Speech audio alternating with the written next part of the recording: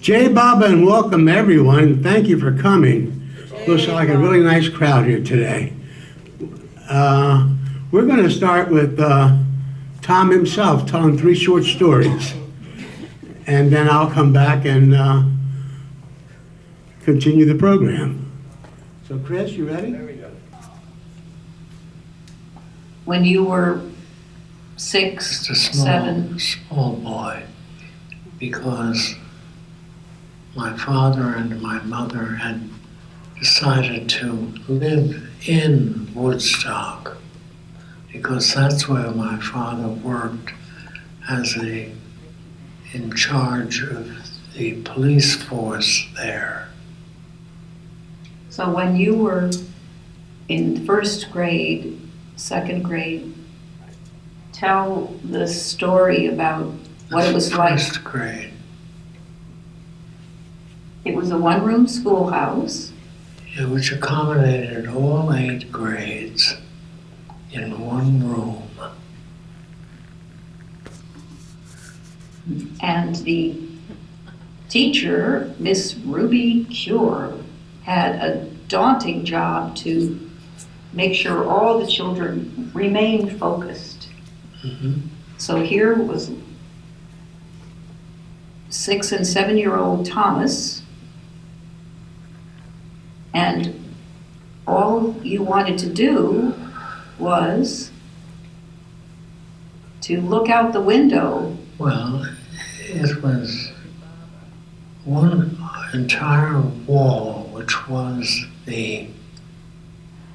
I would say the eastern wall, faced a rather large rivulet that made its way through the town of Sawkill.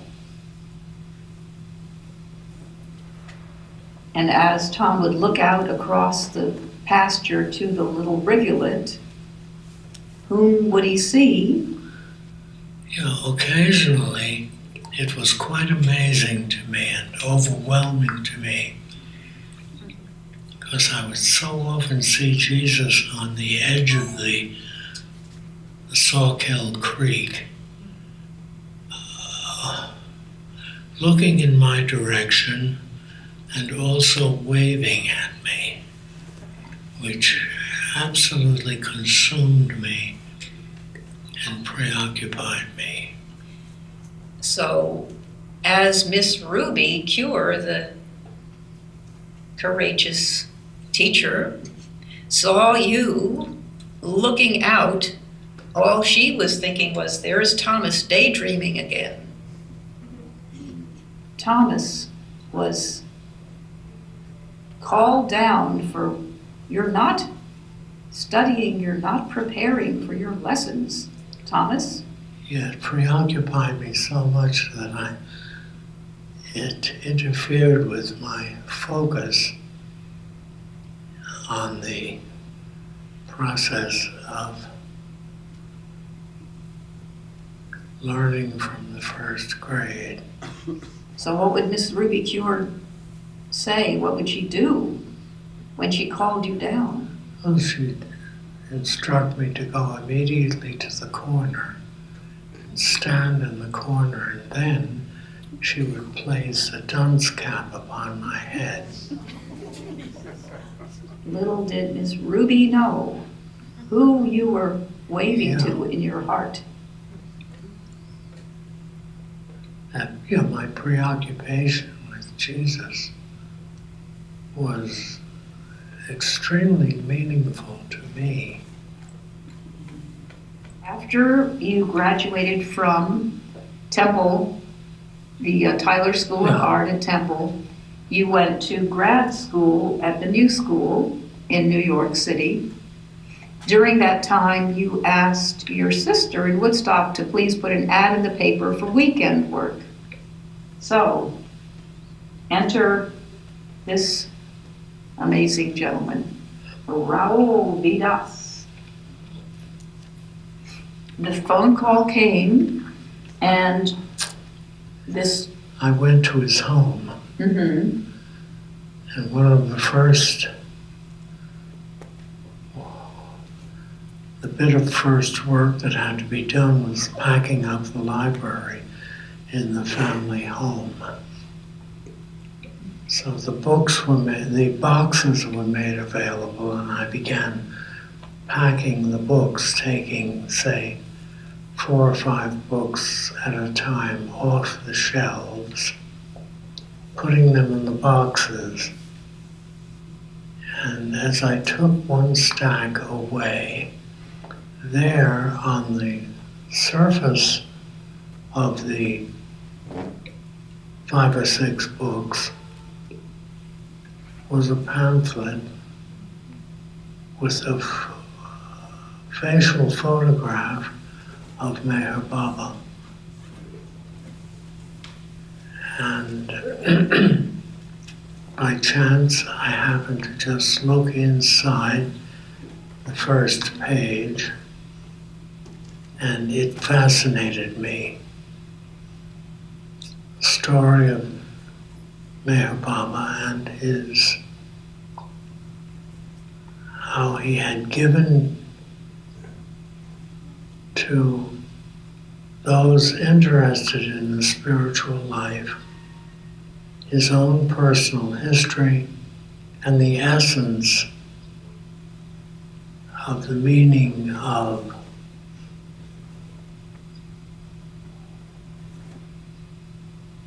study of the spiritual life.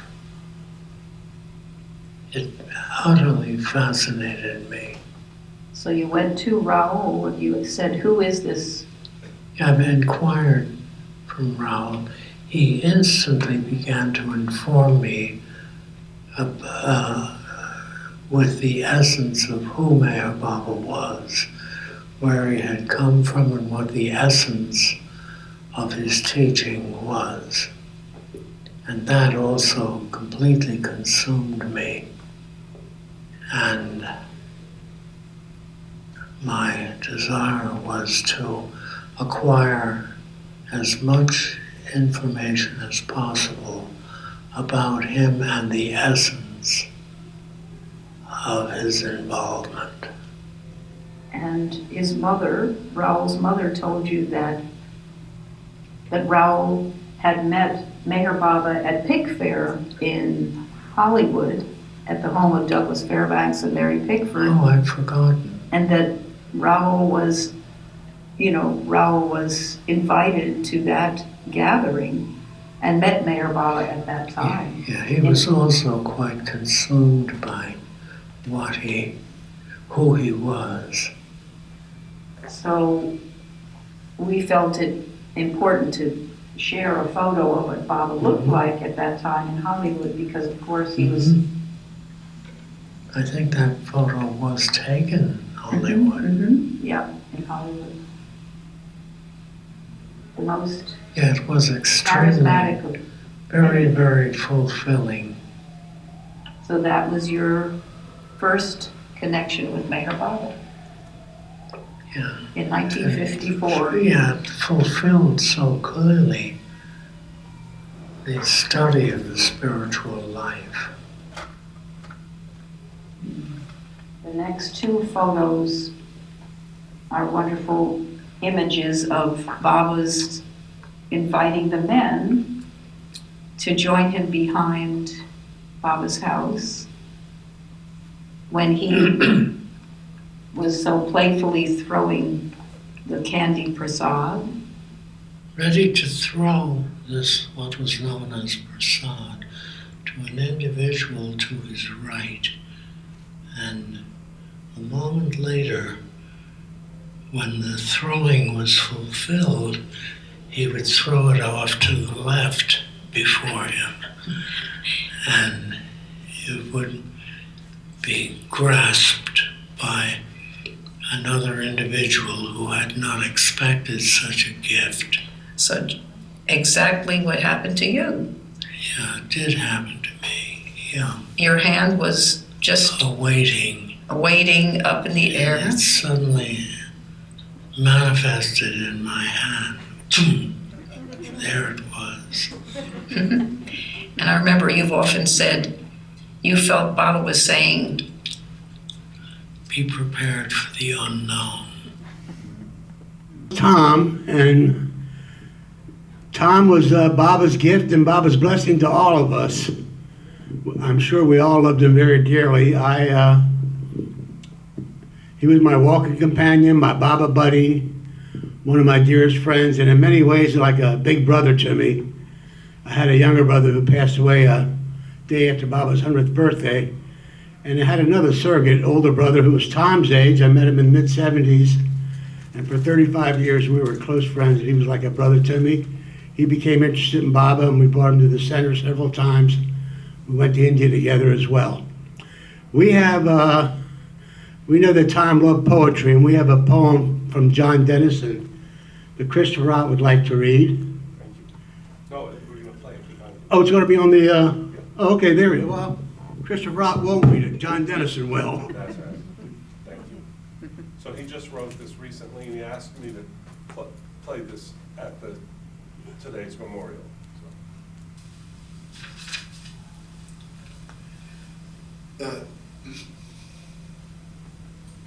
This last one's for Tom Riley.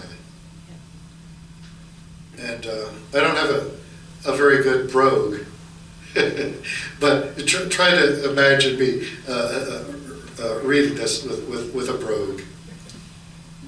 It's titled, Wherever You Go. Where are you going, Tommy boy, that you haven't gone before? And where be you going, oh my Tommy? Will you take the wild, torn and colorful skies you so favored?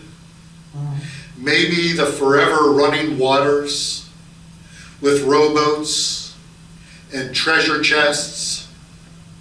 Maybe the castles improbable and fantastical figures doing fantastical things. All this action and adventure, just a backdrop, always a backdrop for what ye was looking for. The beloved was always with you, rowing the boat, taking your hand, opening the treasure chest. Oh, Tommy, he put the brush in your hand, and you colored your life with his paint. A master's masterpiece. Jai Baba. Hey, Bob. Okay, Bubba. We have a message from Tom Talley, which Knight Barton will come up and read to us all. What I most appreciated about Tom was his down-to-earth, no sugarcoating stories about his times with Meher Baba and other stories about his experiences in following Baba throughout the years. No religiosity or worrying about making himself or others look bad, just telling it honestly the way it really was. Hey, Bob. Hey, Bob. Hey, Bob. We're going to have some music now. Catherine and Larry. Where's Larry? Oh, you guys ready? I suppose. Yeah. And then Erwin will be next. So I just want to share what this beautiful piece by Johann Sebastian Bach has meant to Tom and myself. We decided instead of that we wanted to have this piece of music played as I walked down into my parents' garden and married Tom in 1986. So Jesu Joy of Man's Desiring by Bach was this very meaningful piece of music for us. A few months later, we were able to travel to India for our honeymoon. As we travel weary, came off the plane and took a bus or taxi to Pune and sat down in the Amir for our first cup of Indian chai. What piece of music should come over the loudspeaker but not But so we felt Baba was welcoming us home to India.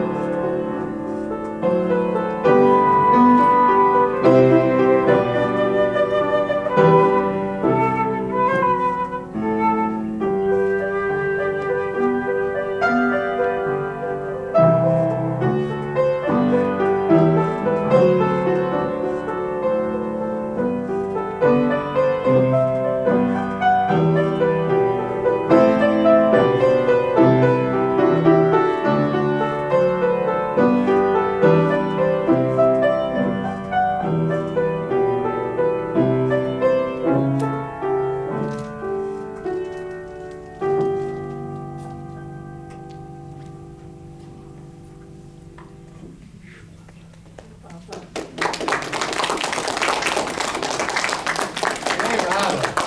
Erwin, I know you've got some great stories about Tom. And I see Denny's got his fruit in his hand, so maybe he can come on after Erwin.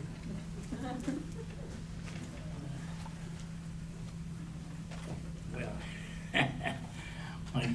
the one story that I do have is when I was in India in 1962. It was the East-West Gathering. And Tom and so many of Baba's lovers were there because Baba said that those who love him and would obey him should come. So there we were. As many as, I think there were thousands of people that came at that time to that gathering. And that's where I met Tom. That was the first time that I saw him. And actually, we got along quite well, I must say that. Baba even told me something to tell him, which I had to do, and he was a bit surprised, that it should be relayed through me. Wow. Anyhow, I'm going to read this poem that I wrote. It's titled "The Sting of death, the sting of death. Let me get this thing. You see, I have to thank Denny for this, because now I can actually see something. Okay. Can you all hear me okay? Yeah, okay. My darling, I loved you in life, but only death told me how much.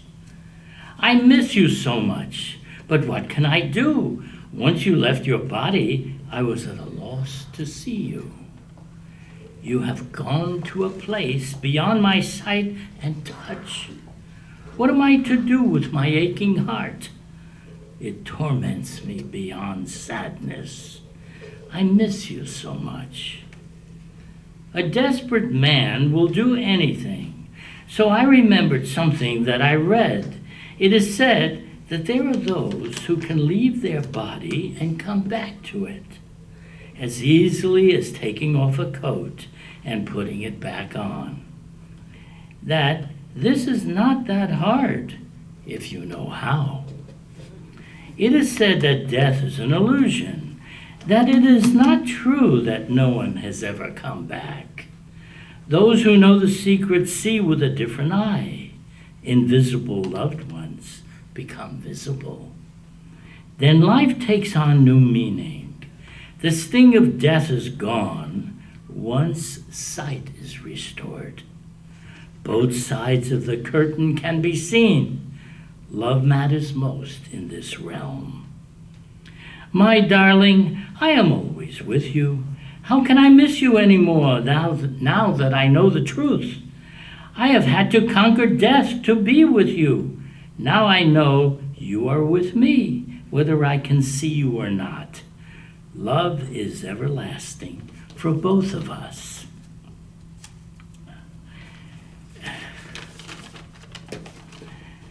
Dear Lord, finally I know the truth. You never intended for death to separate us. All you wanted was for me to love you so much that I should want to find the way to destroy the ignorance of death forever, so we could be one at last. And so it has always been written on my eternal soul, and so it is, not till death do us part, but till liberation makes us one.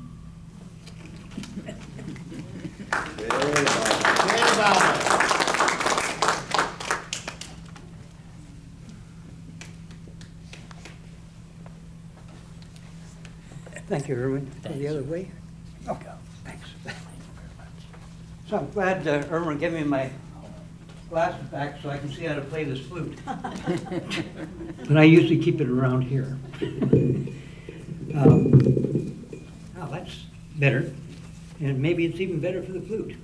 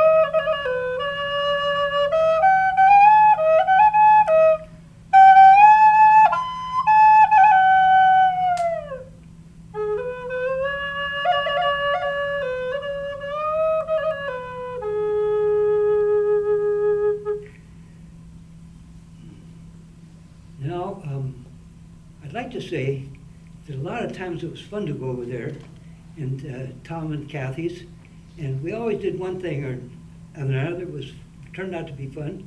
Sometimes we'd clean out the gutters. Sometimes we'd whatever we do was fun. And Kathy tried to teach me how to play other arties and things like that, and I just couldn't pick them up. But the other day I was trying to think of something else that Kathy was trying to tell me, and it was a song about myself. It's Danny Boy. So I'm going to try it. And then I'm hoping Kathy will come up to play it right.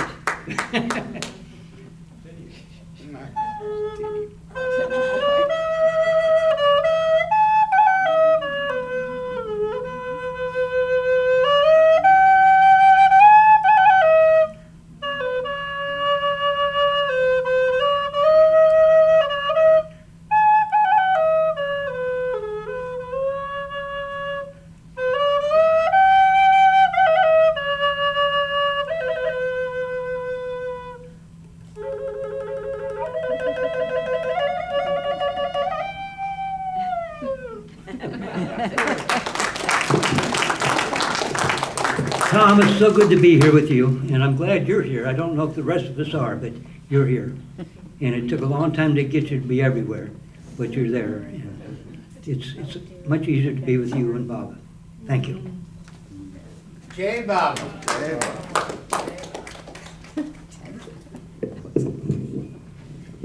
Well, you know, in a couple of weeks, we'll be celebrating St. Patrick's Day, and well, Danny Boy's getting a lot of airtime these days.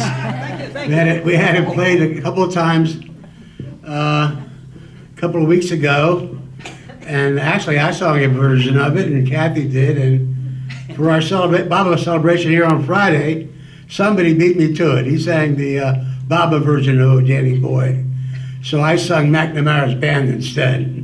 But anyway, right now we have someone who's very close to Tom, and the many times that I and others in here went to the center to hear Tom's talks, I think there might be one or two people who made all those talks. And this person not only made all the talks Tom gave, but he always found it that he was always sitting next to Tom as well. I don't know how he managed that. They must have been very close. So we want to pass this on to Theus, and he's going to have some memories of his dear friend Tom. Stay right there. Hold on. Okay.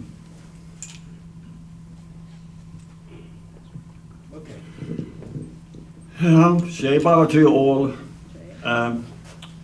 It's hard to say anything about Tom, but Tom was a gold mine to me. Every time I went to listen to the story, I go back to the house and just cry my heart out, longing to sit there again next day. I wish he could talk every day. Man, it's hard for him a little bit, but he enjoyed it so much. And every time we went out for dinner, it was so wonderful. It felt like I have my grandpa with me again. I don't know what to say. That makes me, and I feel Tom with us right now, and Baba so strong, so amazing to it. Love to you all. Shea Meher Baba. Thank you, Theus.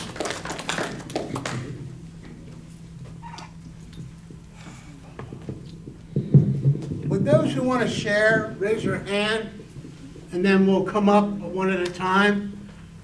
Larry, well, I know, I forgot your name. And he just introduced me. You come up. Oh, well, then here. Okay, you're here already.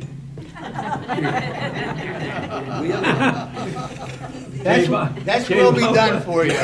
Jai Baba. So I came in from India and I passed by Tom's house that he was building with his early wife, Yvonne. And I was probably feeling pretty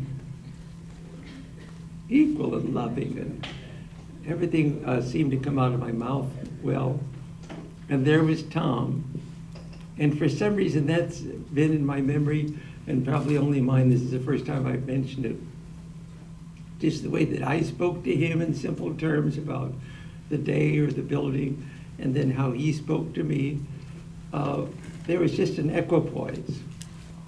An equipoise, you know, that God was coming out of me, and he was breathing in and out with Tom, who was talking back to me. Just commonplace words, but I just remember the feeling and the simplicity of it. And then, believe it or not, as the years have passed, that was some years ago, that I just felt that was a gift, just to be with Tom and have you with him and me with you, and just a regular day. And I actually look forward to those occurrences if they probably will occur again. But it's something that I actually, it's a kind of goal to be just in that simple way, like with Tom. Plus, he was very funny. How much money he extracted from me. So much money that he always would ask, "Where's my money? Didn't he do that with you?" It got up to $60,000. Well, he gave it to us. He took it from you and gave it to us. I finally buried it in the backyard, Kathy and Tom's backyard, so then it could just be there and we could just give it back together, give it back and forth to one another. Where is it? I'll go find it. All right. J-Bop, everybody. Oh, thank you, Will. That was wonderful. Just a minute ago, I said I was going to sing "Oh Danny Boy," but somebody beat me to it, and that was Ed. Come on up, Ed. Maybe we'll hear Danny Boy again. I don't know. Whatever he does is fine. And is he going to be accompanied by Larry? I guess. We got the next slide. There we go. I had a few words to say here. Some people say that where you come from determines who you are. And we saw snippets of that in the wonderful video, the very early personal experiences of a young boy, a man. And I thought perhaps it might help you to put it in a larger context with what is Woodstock and how did it possibly affect this man? So, to begin with, I just put this together this morning, by the way, so it's not professional. Incidentally, I met Tom in 1971. I'm just curious how many of you might have met him before that? Is there a hand, raise of hands? Date was what? 71. He met him in 71. Okay, 2 or 3 of you, that's interesting. At the end of my little talk here, I'll explain the circumstances of my first meeting with him. But anyway, getting back to Woodstock, it's located in Ulster County, New York. It's about 100 miles from New York City going north, and 60 miles from Albany, and 340 miles from Buffalo. It sits in Ulster County, which has about 180,000 people, which comprises 1 city and 19 towns.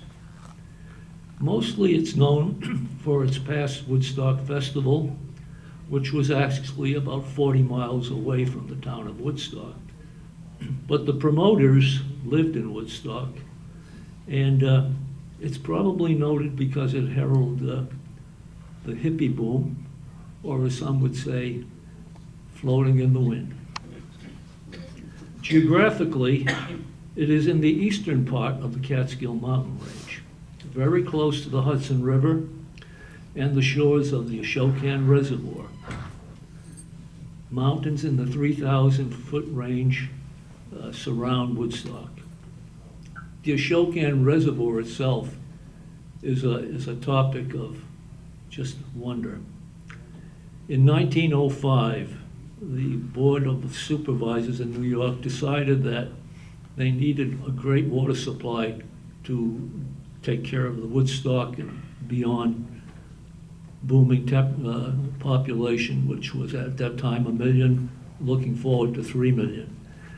And what they did is they said, well, 90 miles up the river, we have the wonderful Catskill Mountains, which becomes a funnel for water. And what they did is they did what some people considered to be an awful thing. They took away the land, eminent domain. When they took away the land, they left the memory of 7 villages that were disassembled, bodies were rearranged, houses were moved, some were burned, and left an awful sore on the people who followed them. But it became a wonder of the world. The Ashokan Reservoir is the largest unfiltered reservoir in the world. It produces 1.4 billion gallons a day for the New York City and environs. And this ability to have this wonderful pristine water allows it, EPA allows it to eliminate the need for filtration. Today, filtration would cost about $14 billion, so New York City is a very good steward of the land. They keep it pristine, clear as the water. Oh, let's see. I'm looking at 1947, at a time when Tom was already pretty well established as a young man in Woodstock. What you would have seen in 1947 is post-World War II housing shortages, followed closely in 1955 by IBM, which settled in the Hudson Valley, Kingston, Poughkeepsie, Fishkill, brought in 40,000 jobs. They brought in jobs at a much higher level than the ambient level of salary in that area. So for a while, there was a great animosity to the money people. But IBM was a good citizen. It shared with the community, and I think this probably had a little bit to do with some of the things that Tom did in his life as a builder and developer. In fact, I know it did. You could not buy an apartment building. You think of Kingston, for example, the city in Ulster County with 20,000 people, and all of a sudden, there might have been 7,500 new people coming in. So I'm sure Tom and his building endeavors were well suited.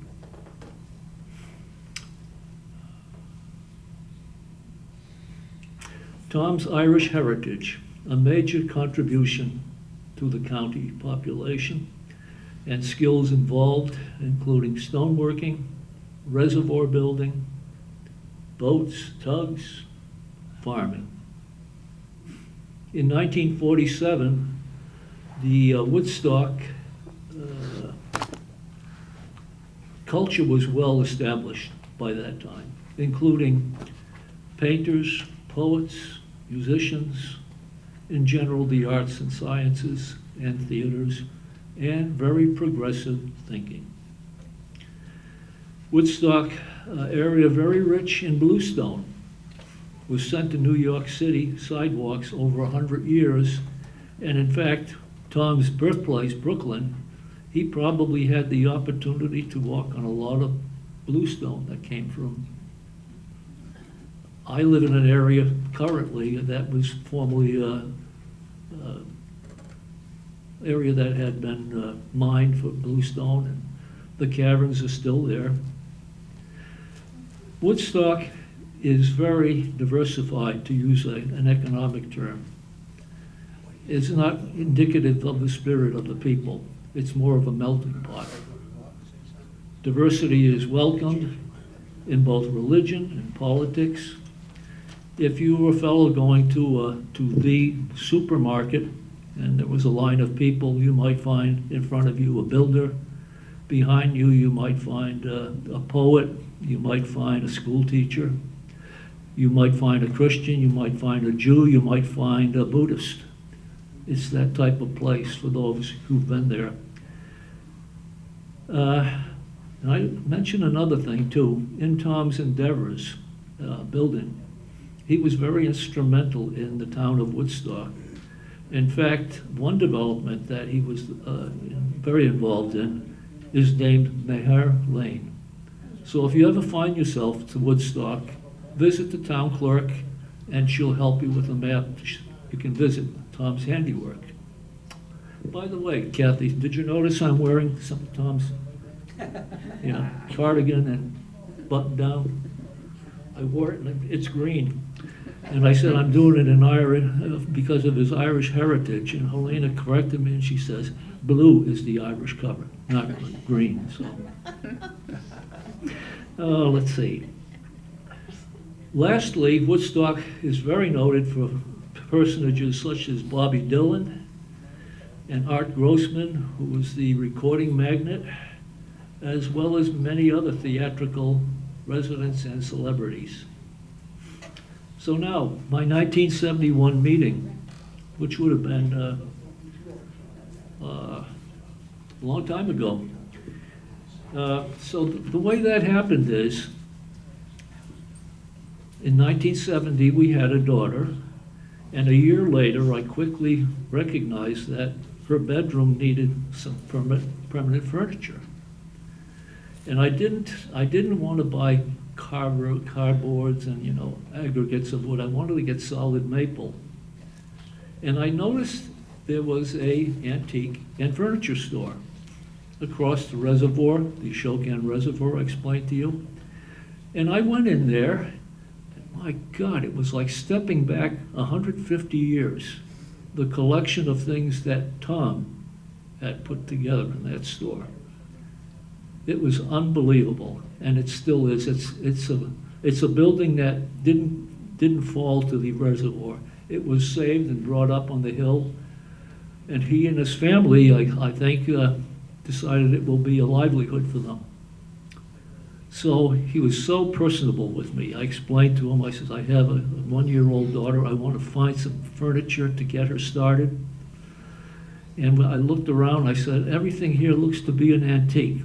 And he said, well, Ed, let's go up to the second floor. We went to the second floor, and he showed me some beautiful maple furniture. And he said to me, Ed, this will last forever. There's not a nail in it. It's all tongue and groove, and it's all plugs. Nothing is manufactured. And I'm kind of short of money. I'm saying, oh boy, what is this going to cost? And he says, you can get it for $50. I still have it today. It's the pride of our home. And I don't think $5,000 would replace it. So that's my meeting with Tom. And I'm talking a lot. And as I listen to everybody else talk, I recognize that, and I've observed myself, that Tom's Northern Light was Baba. Everything centered on Baba. And I sing a bit, and I'd like to sing a song that I think captures a little bit of that Northern Light. It's called I'll Walk with God.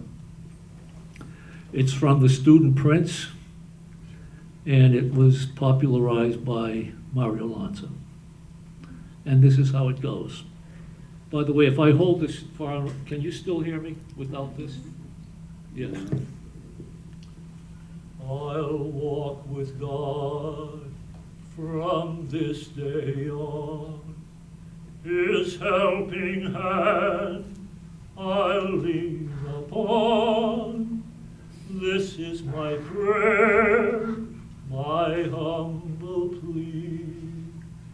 May the Lord be happy with me. There is no death, though eyes grow dim. There is no fear when I'm near to him. I'll lean on him forever. He'll forsake me never.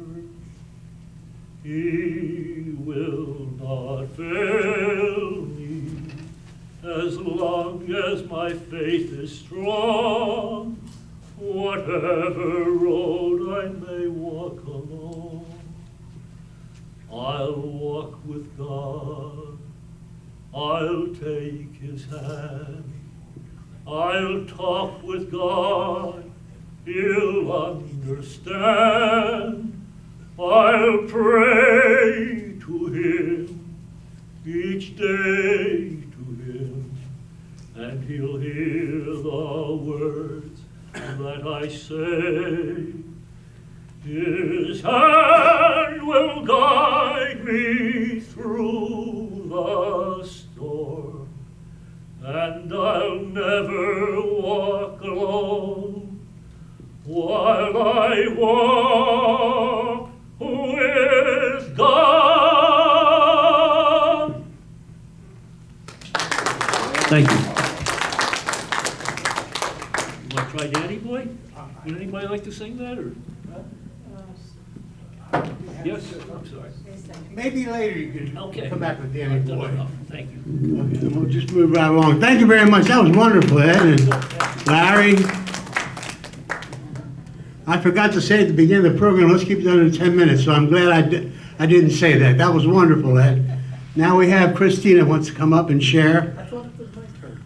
Oh, I thought you two were together. Okay, no, Christina, do you mind if, Christina's after Larry. Christine, this will only take about 10 Christina's seconds. after Larry. And anybody who else wants to share, raise their hands so I can come to you. Okay, we Indeed, have one. Okay, good. put up your Larry and hand, Christina. put up your hand if when encountering Tom, he asked for money from you. Yeah, me too. But he did something else with it. Maybe he did it with other people too, and it was very incongruous. See, he did it with a twinkle in his eye, though.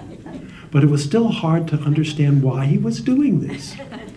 But he'd always ask me, "Did you bring the hashish?" And anyone else? Oh, okay, good, because I thought it might have some reflection on me. But I did something the last time I saw Tom. I believe it was when I visited Kathy and Tom. It was Phyllis, actually. I brought a little box, and it had a chocolate in it. And when he asked me if I brought the hashish, you know, I said, "Yes, Tom, I gave this to him." And oh, he looked so, no.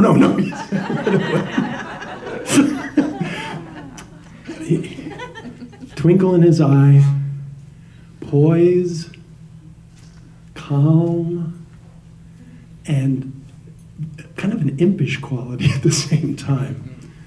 God love him. It was a beautiful experience just to be around him.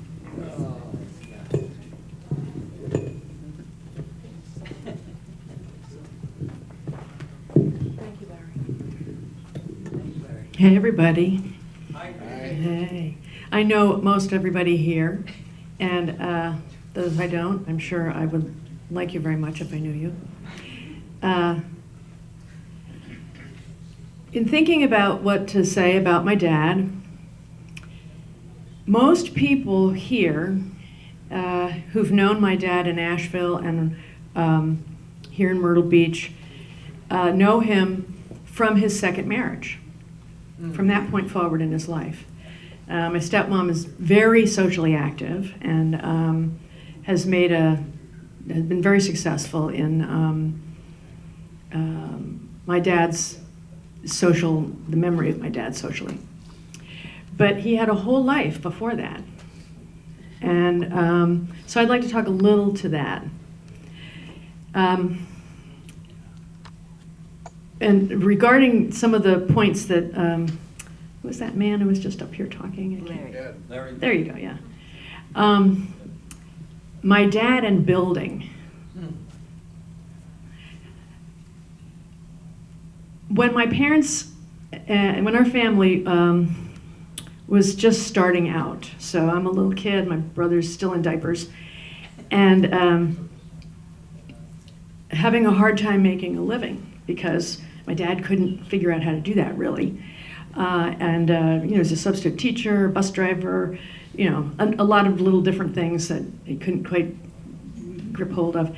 And my mom was a physical therapist, and she, was working kind of freelance on that.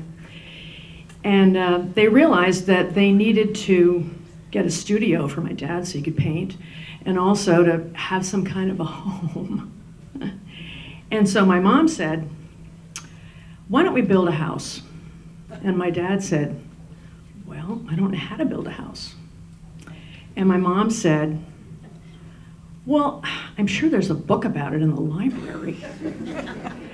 And so my dad said, "Well, that makes sense." So my mom said, "I'll go to the library and I'll get a book on it." So she goes to the library, and lo and behold, she gets a book on it. And they bring the book home and they read the book, and they both went like, "We could do this. This is..." So they bought a little piece of land on the dark side of a hillside So the sun rose at 10 and set at 1. And I mean, just like land nobody would want. So, and then, you know, beat a path in it for a car to go through. No electricity, no plumbing. And over a period of a few months, in the warm months, with a series of hand saws and hammers, they built a room called a house. And we all kind of lived in it. And, you know, there was plans to put a bathroom in, plans to put a sink in. And I mean, this is what it was like. My parents are these can-do entrepreneurs who kind of figured things out and said, like, sure, we could do that. And by the success of doing it and going, yeah, like the insulation in that house was cardboard boxes from the supermarket. Like, that is why they have building codes, so people don't put cardboard boxes in houses, because it becomes a fire trap. I mean, it's like they made a fire trap. You know, I totally didn't even know codes. They're codes. Oh, there's a bill. We have to get a permit for a house, you know. So, I mean, they just kind of did things. And at that time, they had come from New York City, and the New York City Baba Group was kind of headed by Harry Kenmore. You know, he had a close relationship with Meher Baba and was an anomaly of a person and a force of nature. Phyllis Frederick and Adele Walken, Fred and Ella Winterfeld, and some of the seminal group members of the Monday night Baba meetings that were held, I think at first in Fred and Ella's living room. And an interesting aside, Fred was the superintendent of the building, the apartment building in Manhattan, where Elizabeth and Norina had a penthouse apartment.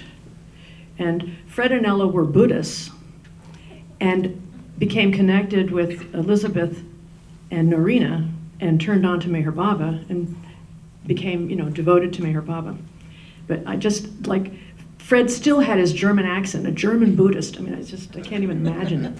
But anyway, just these unusual people. In the North Node bookstore, and Norina and Elizabeth, you know, getting plans together for the center and all this. So my parents, after I was born in Manhattan, they decided to move back up to Woodstock. And so began a series of moves. I think it was like 16 times before I was 12. It's 16 different residences. And we landed in the antique store, Winchell's Corner Store. And I do think, I can't remember, but I do think that was the town hall that was in the place where the Ashokan Reservoir was. I think it was a town hall, and it got moved there. But the reason there were so many cool things in there is because the front door had been locked for about 70 years, and nobody had gone. I mean, it was like Winchell didn't intend to really sell anything. He just kind of hung out with his buddies with a spittoon and told old stories by the potbelly stove. You know, I mean, it was like, it wasn't even nobody sold anything there. He had old harnesses and, you know, bits and horseshoes and stuff, you know, that nobody would buy. And old man Winchell died, and the place went dark. And my parents bought it. They said, like, yeah, we can have an antique store. Sure, we don't know anything about antiques, but I'm sure there's a book on it. And so they bought antique books, and my dad was like, oh, okay, that's worth that, and that's worth that. And you go to auctions, and, you know, when you have basic taste, you can see the value of something because you have taste, you know. And so my parents' methodology for how to charge, just double it. So just whatever you pay, just double it. So something that's worth $5,000 that he bought for $100, he'd sell it for $200. So the place became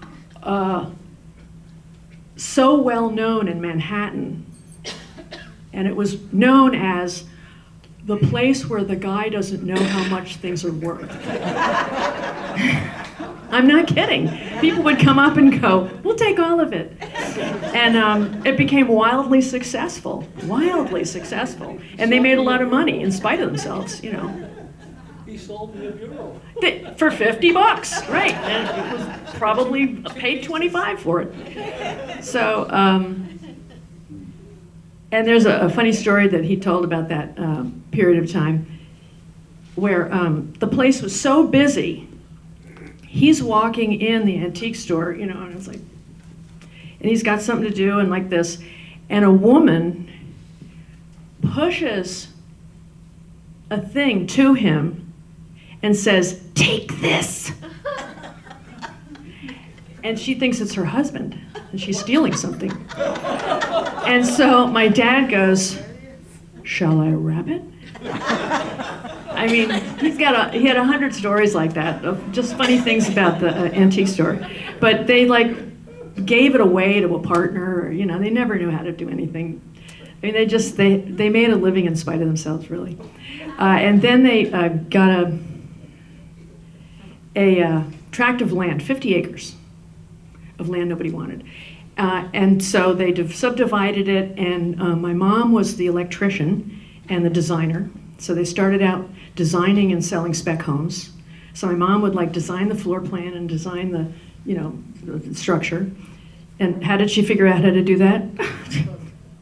There's a book on it. So, you know, they designed a house, and my dad would frame it up, and my mom would put all the wiring in, and then you know, there'd be subcontractors for cement or whatever, and then they'd sell the home and go like, "We made a profit," you know, it's like incredible. And they'd invest that in another one. They didn't, and pretty soon people were ordering homes, so they were making custom homes after that because they got a reputation. And then they came down to Myrtle Beach because people wanted custom homes here in Myrtle Beach. And so many of the Baba people in Myrtle Beach, their homes were built by my parents. On Patterson Road, you know, almost all the homes there. But way back in the beginning, before they went to the library and got the book on how to build a house, we were living in homes that had no running water, had no toilets, because they were cheap. Nobody wanted to live there. And you know, there was a period of time where we had an outhouse, and no hot water, no running water. We had a little pump out front, you know. And this is all, you know, my dad never tells stories about that, because, I mean, they're funny now. But, you know, there was he had a whole life before the life that people know of his being a guy on a speaking tour, you know, a guy who had a public speaking career. Yeah, exactly. Thank you. It's just getting there. So one of the things that I've noticed over the years is that there's no activity to spread Meher Baba's message of love and truth. Well, that would be proselytizing. What's wrong with that? So when Meher Baba was alive, when he was, you know, spreading his message, a really big thing was to have public events. That was something Meher Baba wanted to have happen.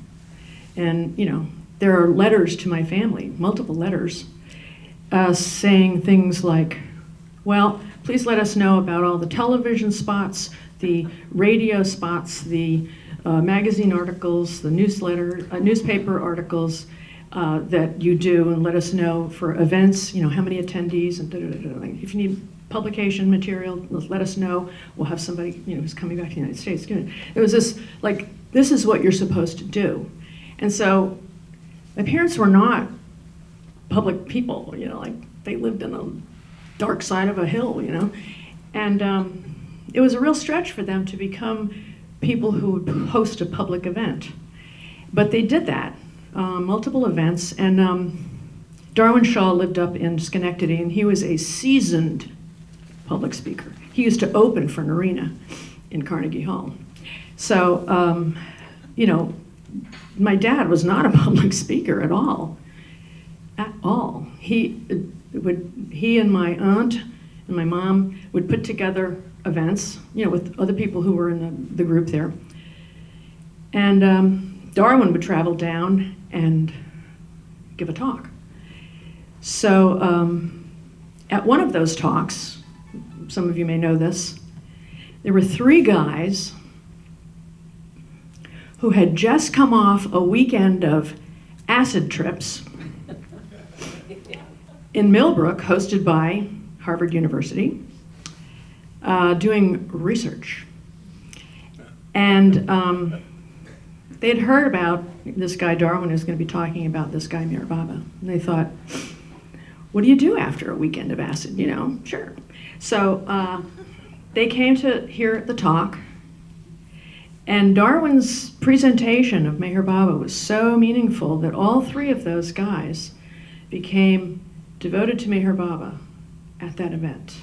And they were Alan Cohen, Rick Chapman, and Robert Dreyfuss. No, who was it? Rick and Robert weren't there at that time, but they became devoted later. But No, wasn't Rick there? No. It's okay.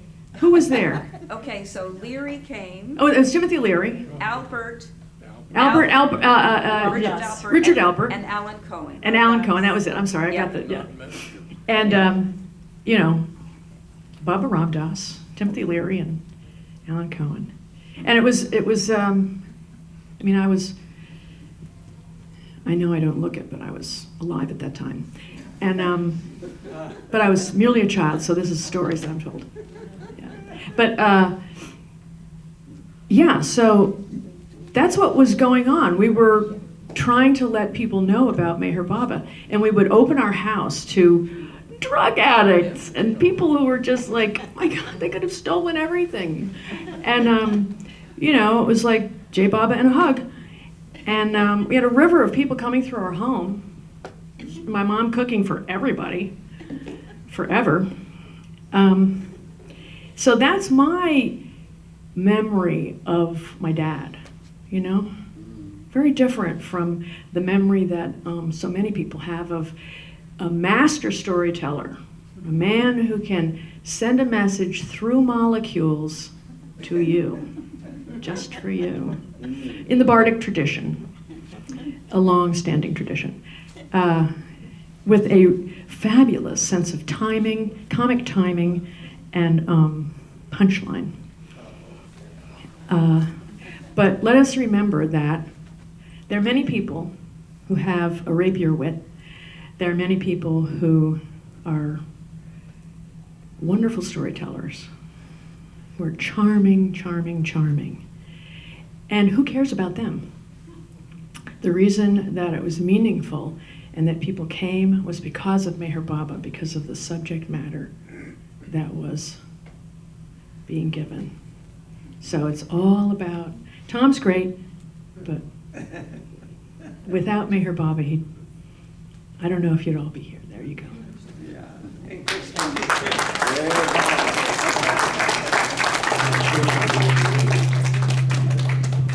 Thank you, Christina. I don't know how Tom got started in the antique business, but that wonderful story he tells when he was in India, and he collected all these things. You can collect really some good pieces in India. And he had a roommate there, and he was wondering how to get these through customs, and the guy was the head of customs there. So he had no problem getting them back home, and I think he did real well with that. And that might have been how he got started, I don't know. But I myself was lucky. I think I used to bring Baba buttons to Monty 20, 30 times, and I never got stopped. And one time, I had a big load of maybe a couple of hundred, and so I said, I better ask this policeman. I said, the policeman, well, I've got all these Baba buttons, and I noticed one thing in India. They either know who Baba is, or they're ashamed to admit that they don't know who he is. So either way, it's safe. But he said, well, why don't you ask him? He's in charge of customs.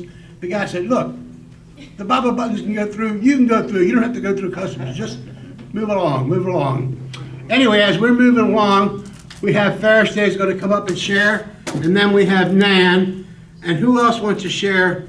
And then we have Bob Underwood and we have Judy. Okay, so let's go in that order. Thanks. I'm be short, because I'll cry otherwise. Tom and Kathy were our first Sahavas guests in Chicago, so that was really special.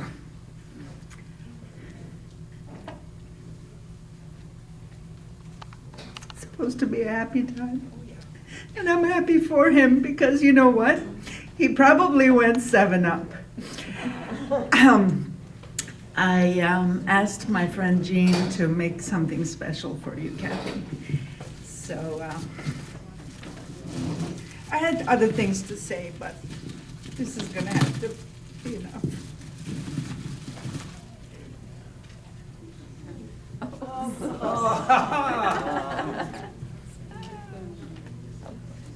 You show it to the. Can you show it to the camera? Yeah. It's Baba in the front seat, and Tom got on the blue bus and went 7-Up.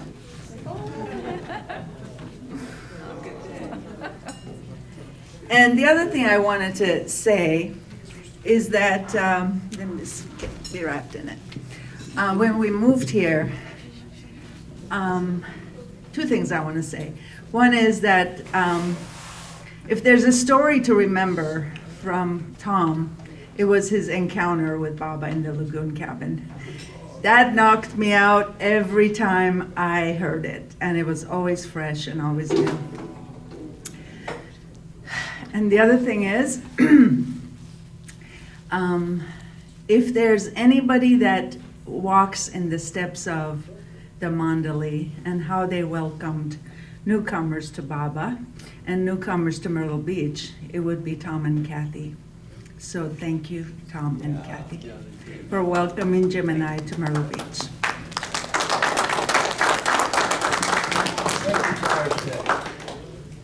And now we have Nan, and I'm sure she's going to play a special song for us.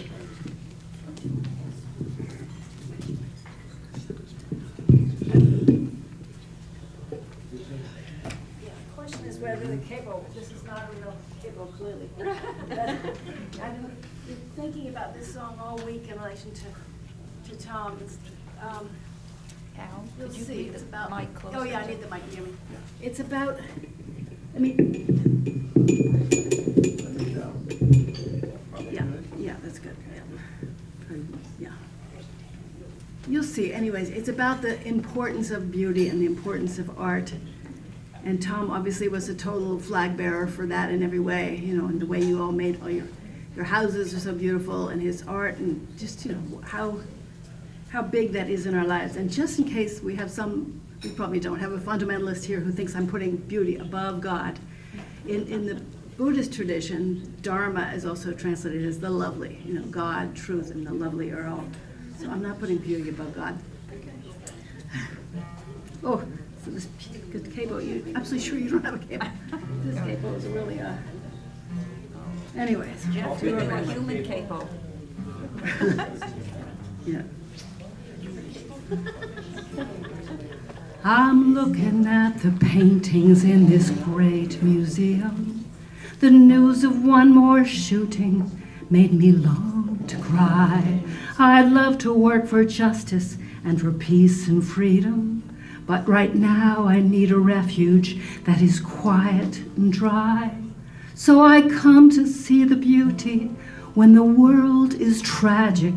An umbrella stops the rain, but it won't dry the sky.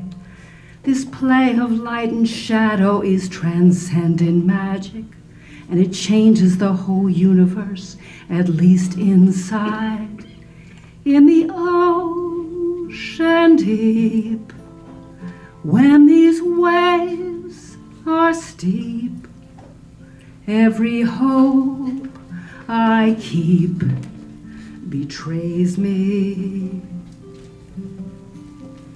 It's the beautiful that saves me.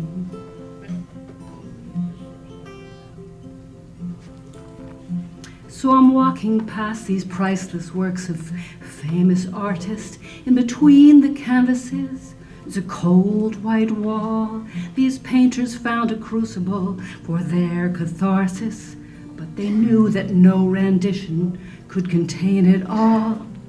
I'm fearful of the riptide in the sea of sorrow, and I don't have any faith to make these waters part.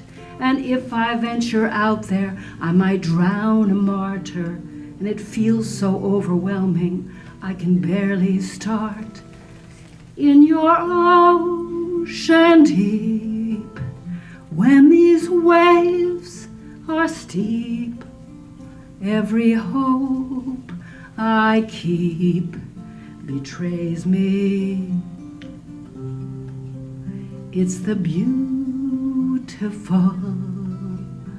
that saves me.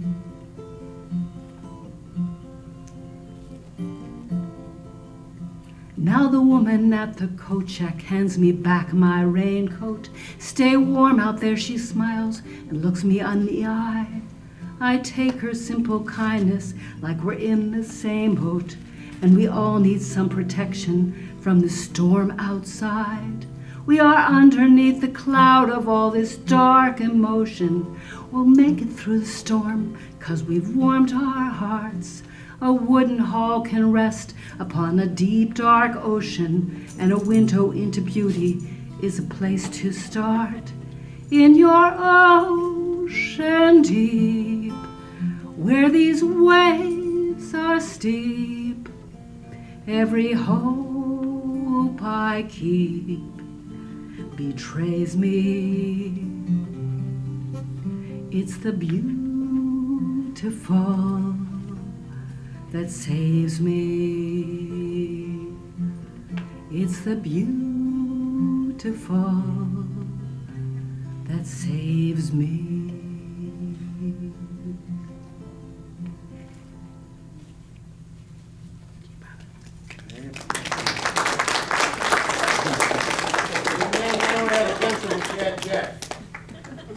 Necessity's mother of Yeah, invention. do you want to sing a song, Jeff? Full moon, yeah.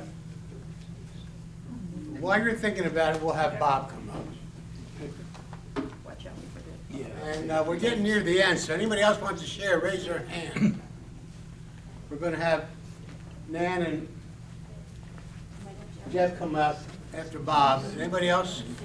The microphone's over Both of you? there. Okay, okay, fine. Okay, you all set, Bob? Okay, then after Nan and Jeff, we'll have Judy and Kathy again. Can you all hear this? Yeah, I think you can.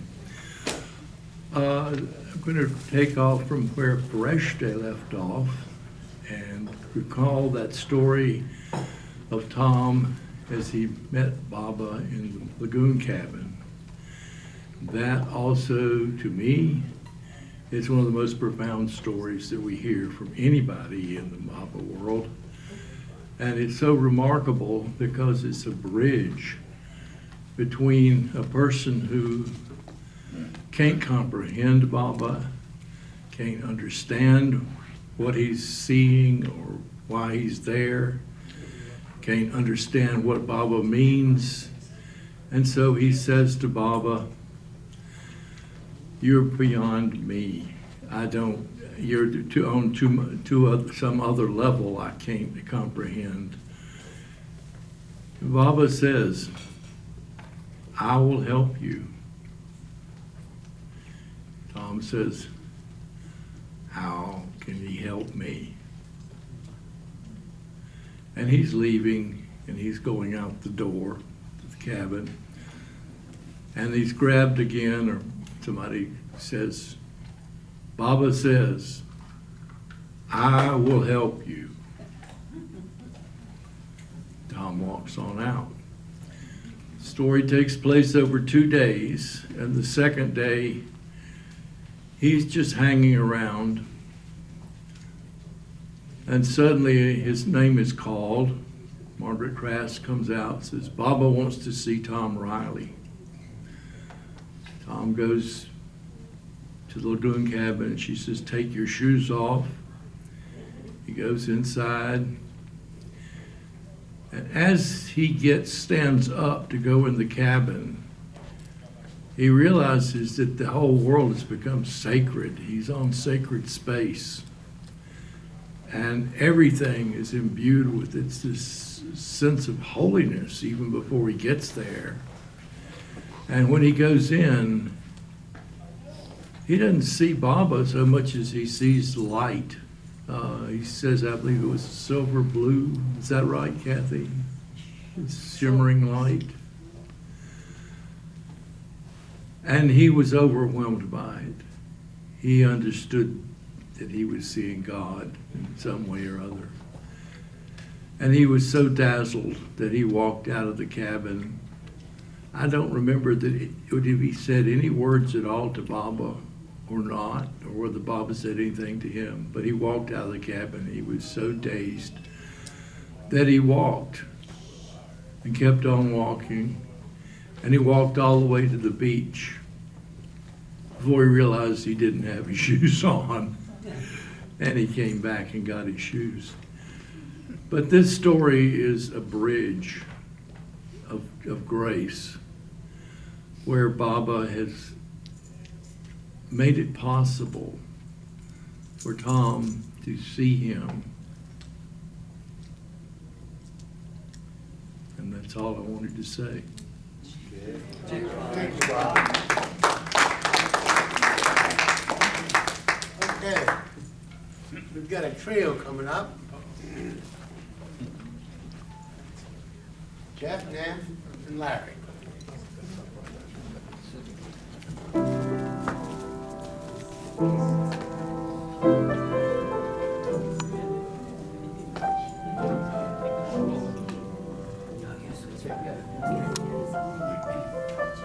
Oh, is it on moon or on the rings? Yeah, we'll do that.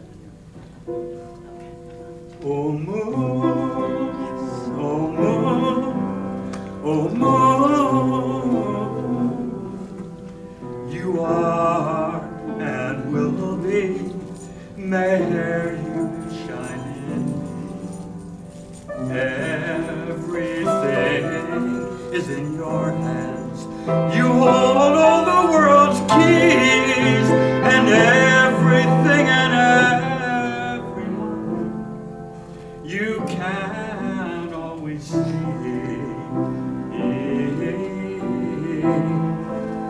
May you shine in me, oh may you shine in me. Oh moon, oh moon, oh moon, you accepted me as your slave, and I am fortunate, but for your embrace, how long must I wait? My prayer, hear my prayer, dear, come and be with me.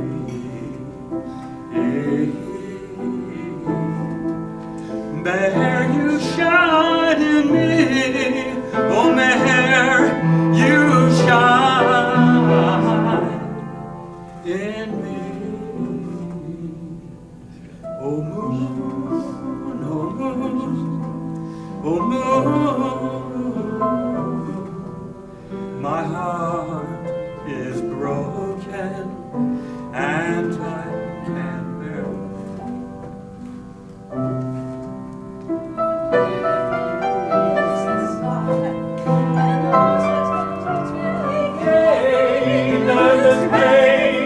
Makes me love you more and makes me happy. May you shine in me, oh may You shine in me. Oh moon, oh moon, oh moon, you are and will be. May you shine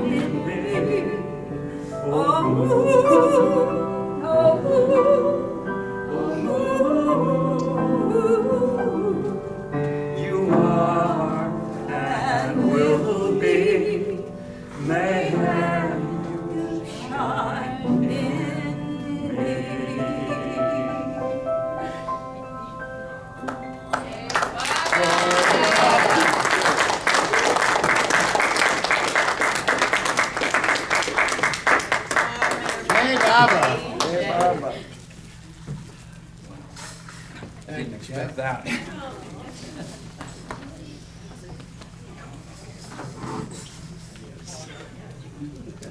My story's similar to Larry's, except instead of hashish, it was vodka.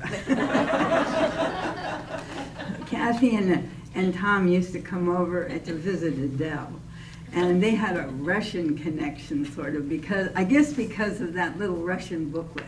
Adele had made some little booklets in Russian language that were quotes from Baba. And Tom was going to go overland to India, and Adele insisted, that Tom take some of these booklets just in case. He ran into some Russians on the way. And wouldn't you know it, he did. And so they had a little Russian connection, and they'd come over. And one day we had this empty bottle. I don't even think it was, I don't know what it was. Anyway, they had this bottle, and they were playing around and pretending to drink this empty bottle of vodka. And it was so cute. I should look and try to find those pictures. Tom had his arm around Adele and tugging it down. They were always so much fun when they came over. That's all I had to tell.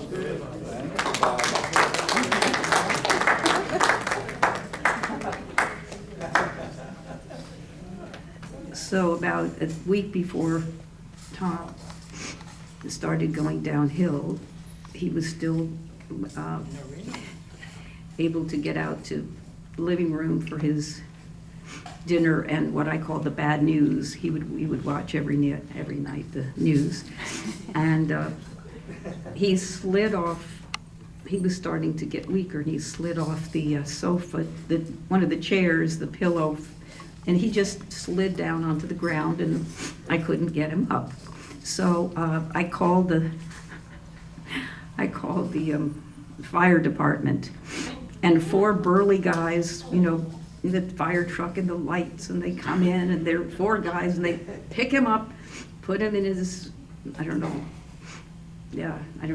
get him on, stationed with his walker there. And Tom looks at these 4 young burly guys and says, "Did you bring the hashish?"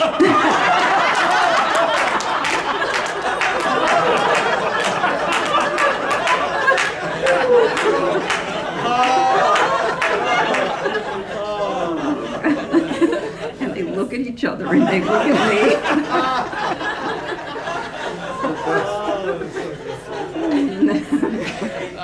And I just explained that he says this to all of our friends.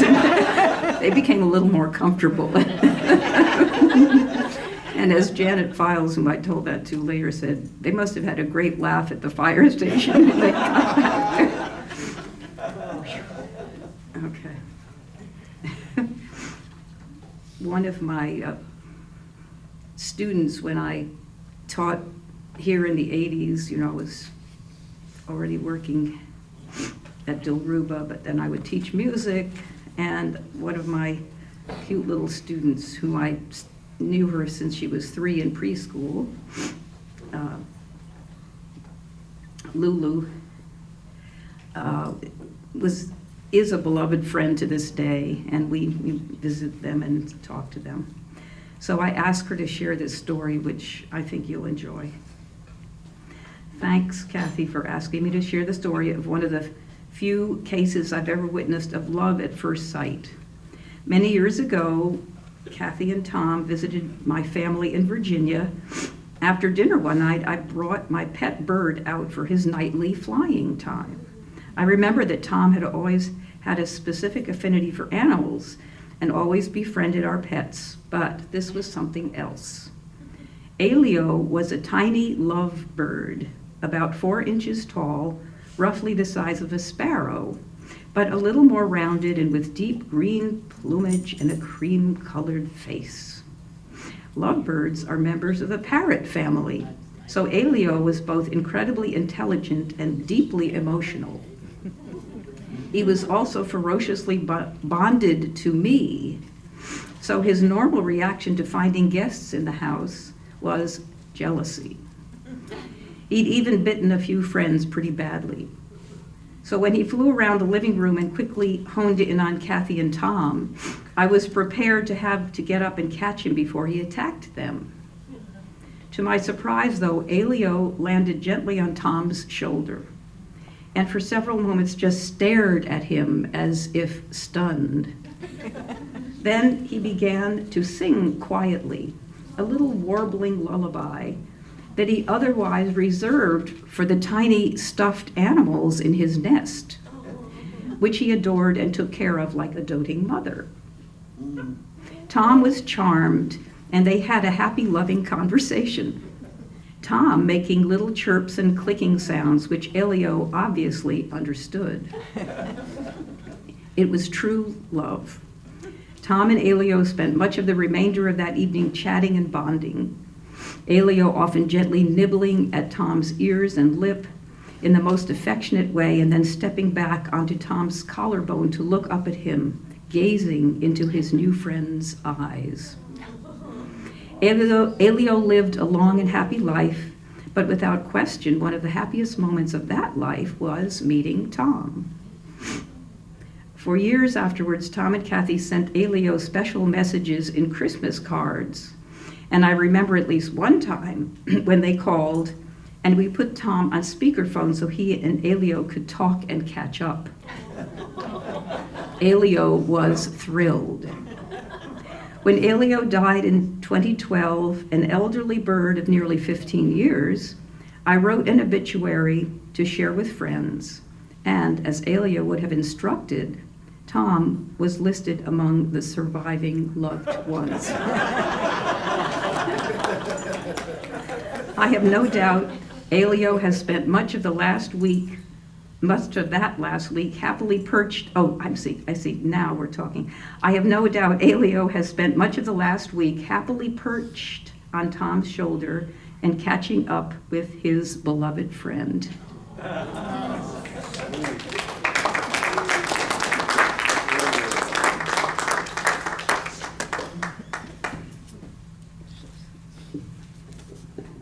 Well, we're winding things down. I want to say that Christina and Kathy and all of us here at the Circle of Friends thank and welcome all of you for coming. This is the largest crowd we've had in the last 2 years, really. We usually get about 30, 35, but there have been easily 50 people here today. So I'm going to give you one more chance. I know there might be one or two of you that not sure whether they want to share or not. So I'm going to sing a song, and you guys can decide. After that, the pizza's getting cold, so it went back in the oven. So I want to sing this for, okay. I want to, it worked out so well that it's Baba's birthday, and Tom went to Baba, and Tom had a birthday right before there. So this is a song that you might be familiar with that I wrote about 20 years ago, but I kind of changed it a little bit to make it a birthday song.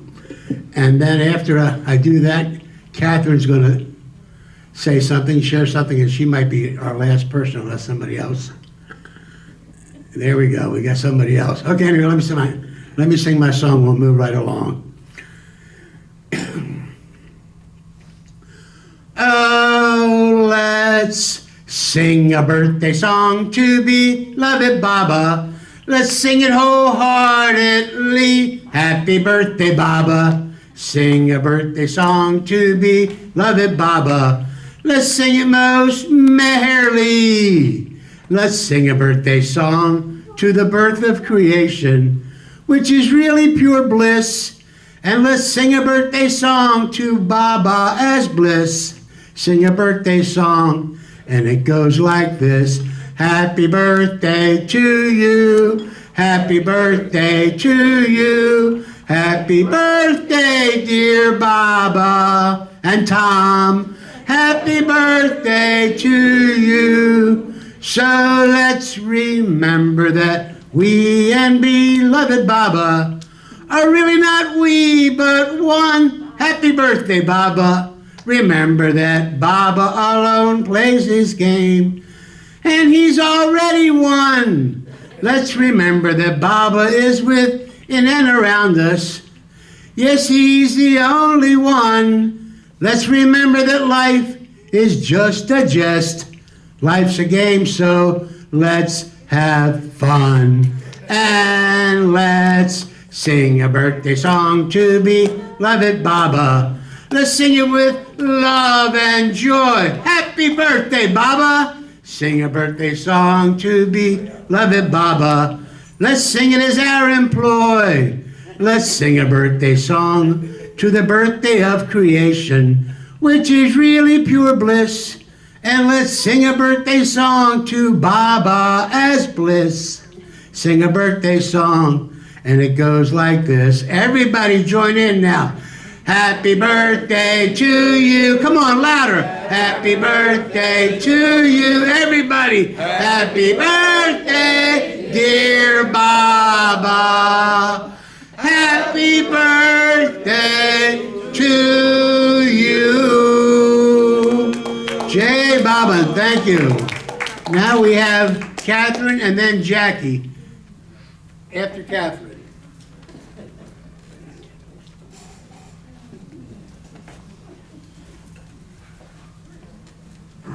Well, I have just a couple things to say, and one of them is just funny. It reminded me, Kathy, when you were talking about these big guys coming to get Tom.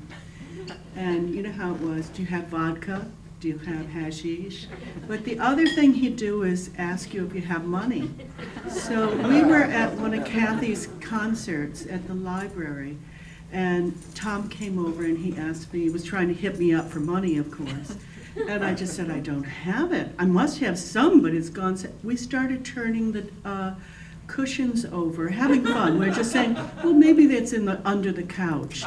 Maybe it's under the cushions. We found money. We're to our surprise, so we kept looking under another couch, under another chair, and we kept getting money. Quarters, nickels, pennies. It was never any dollars. But we were both surprised. So Baba had a laugh, I think, on that. But the other thing I just want to say, and I didn't think I'd choke up, but we all loved Tom. We just loved him. And he always had a way of telling a Baba story that brought you in, and it was just a story, and it brought you in. And then it never lectured about Baba, it never had, but somehow, and they're usually stories, he starts off, he gets in trouble, and he gets out of it just in the nick of time, because Baba creates some situation where there's a Russian sailor that once calls the guy, come over here, you cockroach, or some of the stories were so elaborate and so much fun.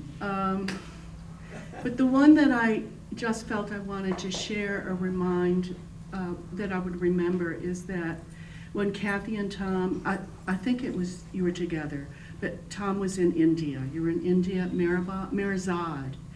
And Tom was just kind of walking around the grounds near where the veranda was. And, there was always that certain respect because of Mara. But Mara was on the veranda, and she looked, and she said, who are you? So he said, oh, I'm Tom Riley. And Mara said, oh, Tom Riley, Baba loved you.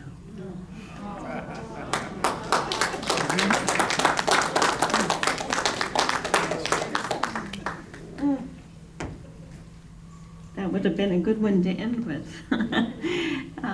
And to me, Tom was one of the kindest, most loving, gentle souls, gentlemen, Baba lovers that I knew and that I've known. And he and Kathy were and he loved to come up to visit on my land. And there's just a wonderful warmth and sharing with him and Kathy. And I just wanted to share this story of a couple days before he died. I went to see him, and Kathy brought me into his room and by his bed and had me hold his hand. And of course, he let go of it pretty soon and was off in outer space or coming and going, mostly out there.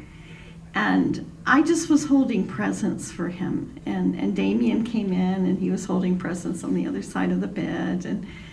And then I was there like hour and a half, I don't know, and I needed to leave. I had an obligation somewhere.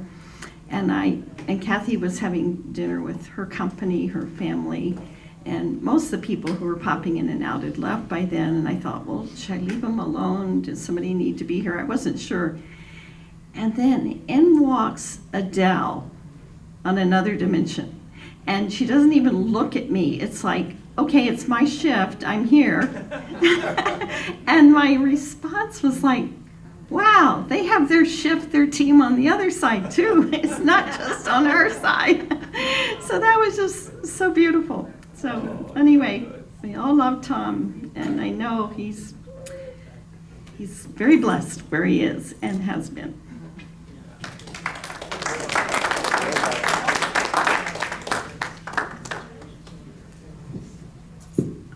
For me also, that last week, I was fortunate enough to be there Sunday, Monday, and Tuesday, and then I came back Thursday and Friday and Saturday. But the last couple of days, I wasn't sure if Tom was conscious or not. And the last day I saw him, he passed on Sunday. I was there Saturday, standing next to him, like Jackie was saying, we all took turns. And he lifted his arm, his right arm about 2 or 3 inches above the bed, and moved it about 5 inches towards me and put his arm in my arm. So that let me know that he was very much still conscious, still very much with us. And I take it that that was his way to say goodbye to me, as he, I'm sure in some way or another, said goodbye to all of us. Anyway, this is your last opportunity if you want to share. Anybody else have anything to say? Or I see the pizzas being uncovered. You want to say something? I'm gonna see if I can bring that to you. Bring this to you. If it reaches, I don't know. Yeah, we'll make it reach. Well, I can yell. Can you? I think we'll make it. Yeah, it'll reach. Barely. Yeah, stand up and we'll get the. Hold on. Here, I got it. Here. Okay, thank you. I've got it. You got it? Okay, Yeah, good. I just wanted to say that every time Kathy walked in the room, Tom's face would light up. And I remember that so well about him. So, that's it. Thank you, Jay Baba. Jay Baba.